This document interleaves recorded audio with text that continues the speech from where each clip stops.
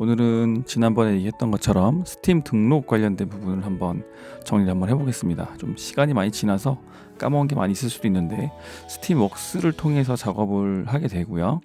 시작하기 전에 재민이에게 물어보고 시작을 하면 굉장히 난이도를 낮출 수 있습니다. 문제 발생 시에 스크린샷을 사용해서 올려주면서 물어보면 아주 빠르게 진행할 수 있습니다. 굉장히 도움이 많이 되고요. 스팀웍스 등록을 할 때요, 저 같은 경우에는 법인을 쓰지 않고 개인으로 할 생각을 했었기 때문에 개인 관련된 내용들, 그리고 통장, 여권을 준비를 합니다. 그리고 수수료는 이제 $100인데 13만 원 정도 되고요. 이거는 스팀에 있는 스팀 포인트랑은 다르게 별도로 13만 원을 추가로 결제를 해야 됩니다. 결제를 하고 나면은 앱 아이디와 SDK를 다운로드 할 수 있게끔 해주고요. 이제 이것들을 통해서 본인의 이제 상점을 개설하고 거기에 준비할 수 있습니다. 상점 등록 같은 경우에는 미리 영상이나 이미지를 준비를 해야 되고요. 상점에서 요구하는 캡슐 사이즈라는 게 있는데, 이미지 사이즈죠. 이미지 사이즈를 맞추지 않으면 등록이 안 되고 반려가 됩니다. 실제로 이제 자동으로 등록들이 되기 때문에 상점 등록 자체는 크게 어렵지는 않게 준비할 수 있고요. 그리고 스팀 파이프라는 걸 통해서 빌드를 업로드해서 SDK 다운로드 받았던 걸 가지고 업로드를 할 수 있고요.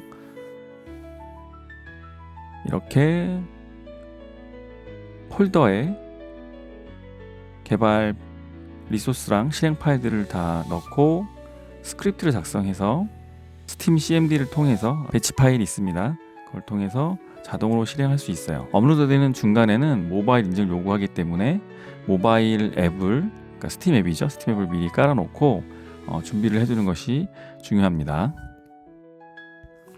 이 정도가 개요가 되겠고요. 재민이에게 물어봤던 걸 한번 살펴보면은, 이렇게 바이브 코딩한 걸로 작업한 게임을 스팀 플랫폼에 출시하려고 할 때 어떻게 하면 좋을까? 코드를 추출해서 데스크톱에서 앱을 변환해서 스팀웍스 등록해서 빌드 업로드를 하는 형태로 이렇게 알려주게 됩니다. 1단계에서는 바이브 코드 결과물을 다운로드해서 익스포트로, 이거는 이제 저번에 알려드렸었죠. AI 스튜디오 상단 툴에서 다운로드를 해서 zip 파일로 다운로드한 것을 가지고 작업을 하면 됩니다. 일렉트론을 써가지고 변환하는 것도 지난번에 한번 다뤘었죠. 이렇게 만들어진 버전을 가지고 이제 스팀웍스에 설정을 하는 겁니다. 스팀웍스에 가입을 먼저 하고, 스팀 다이렉트 수수료 약 $100인데 하나로 약 13만 원 내외를 결제하면 게임 페이지를 생성할 수 있어요. 앱 아이디를 받아서 작업할 수 있다고 알려주고 있죠.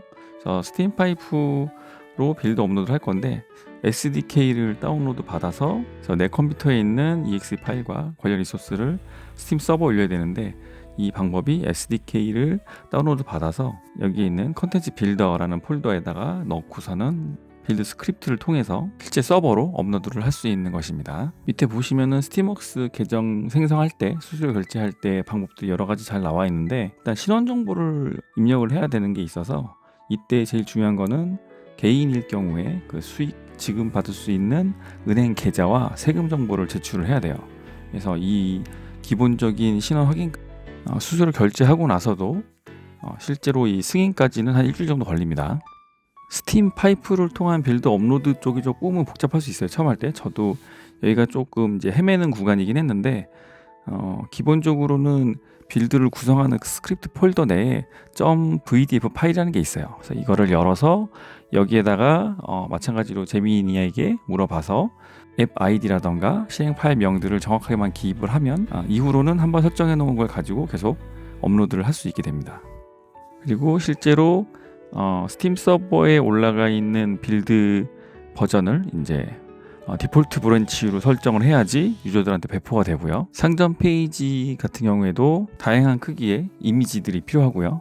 그리고 스크린샷들, 그리고 트레일러 영상을 미리 만들어서 준비를 해둬야 됩니다. 그리고 시스템 요구사항들 같은 경우에도 상점 페이지에 기입이 되겠는데, 거기에서 이제 요구하는 사양들에 맞춰서 작성을 다 하면 되고요.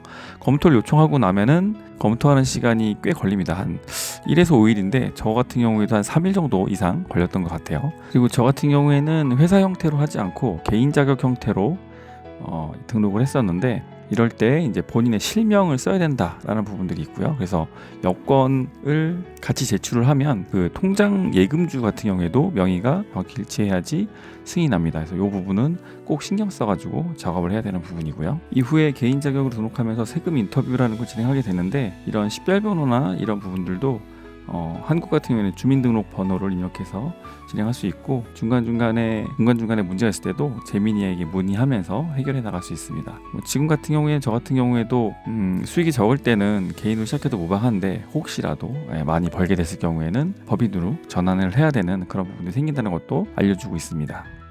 계좌 등록한 후에 세금 서류 작성하는 단계에서도 아마 막혔던 부분이었던 것 같아요. 그래서 세금 인터뷰 같은 경우에도 여러 가지 정보 같은 것들 그리고 이제 이 순서대로 이렇게 물어보면은 작성할 수 있도록 재민이가 도와줍니다.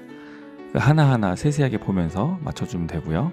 그리고 특히 이름 같은 경우에는 은행 계좌에 맞춰서 영문 이름을 그대로 넣는 것들이 제일 중요하고요.